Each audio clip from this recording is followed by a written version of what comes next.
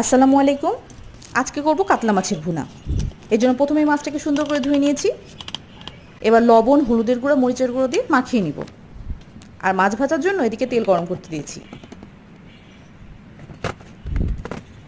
মাছটা সুন্দর করে মাখানো হয়ে গেলে ভাজার তেলে দিয়ে দেব।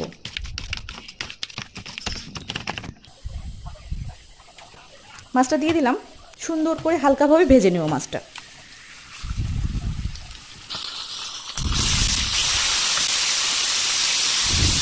মাছটাকে বেশি ভাজা যাবে না, অল্প ভাজতে হবে। মাছটা ভাজা হয়ে আসলে মাছটাকে তুলে রেখে দেব এক সাইডে।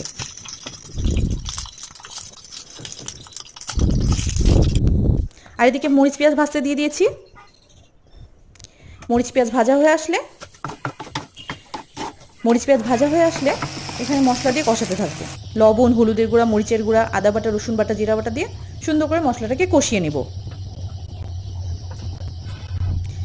মশলাটা কষানো হয়ে আসলে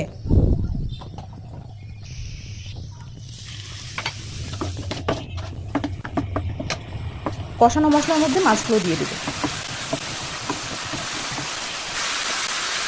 মাছটা দিয়ে মশলাটা আরেকটু কষাবো। কষানো মশলার মধ্যে মাছটা সুন্দর করে এপিট ওপিট করে মশলা ভরিয়ে কষিয়ে নেব সুন্দর করে। তারপর অল্প একটু পানি দিয়ে দেবো। পানিটা শুকিয়ে আসলে হয়ে গেল মাছের